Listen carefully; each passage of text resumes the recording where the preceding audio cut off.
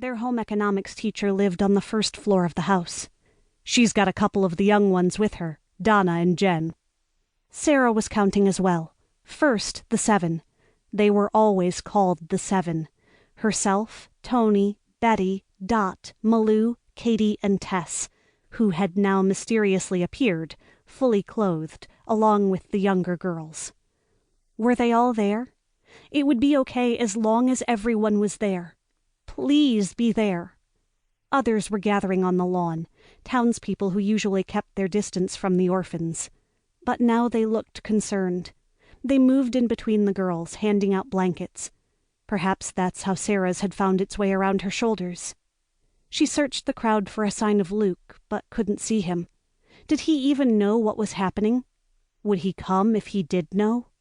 Sara pushed that thought away. He's not coming, you know. Dot was standing next to her, holding little Debbie in her arms, a sobbing bundle of tangled hair and twitching limbs. Dot could always guess what Sara was thinking. I keep telling you, he could care less. Sara shook her head. It was true that her boyfriend didn't have the best reputation in town, but deep down she'd always believed that he cared. More than that, he loved her, even though it was hard at times to explain that to her roommate.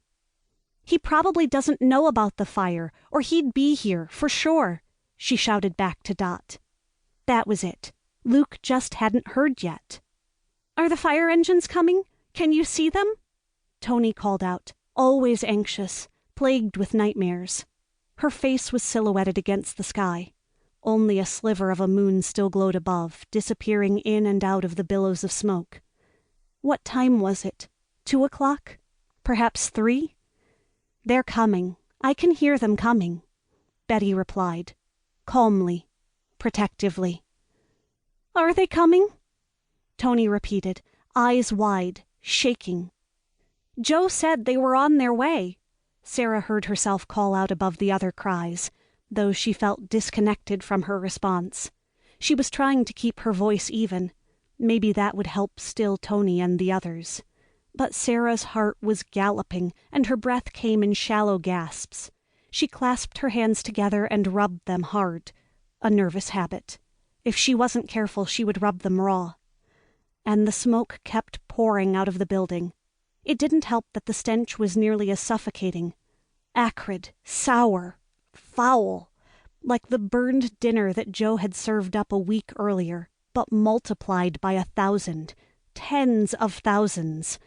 The flames were next, breaking through the back part of the house where the rooms were. Her room, and arcing up into the blackened sky. And the sounds. Who knew a fire could be so noisy? Metal twisting and melting, wood crumbling, a cacophony of noises reaching a deafening crescendo. It howled like someone gone mad, pounding inside Sara's head. Are you all right, dear? Sara, startled, looked into the eyes of an elderly woman who had appeared with the other folks from town. She nodded, not trusting herself to speak. The building was old and run down. Everyone knew that. The woman continued, shouting above the sound of crackling timber. This was bound to happen. Sara nodded again. What are we going to do? Where was Luke? You're not hurt.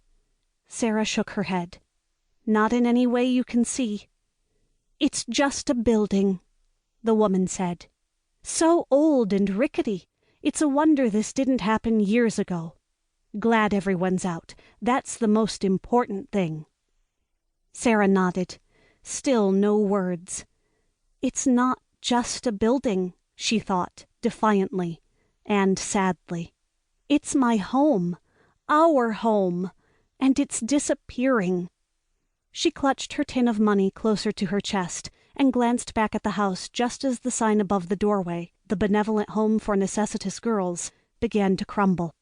And then, in front of her eyes, it disintegrated, letter by letter, and tumbled to the ground, the pieces floating almost in slow motion, held aloft by a spring wind that whipped across the lawn. Stand back, Malou shouted. I'm scared, cried Dot. Hold on to someone. This came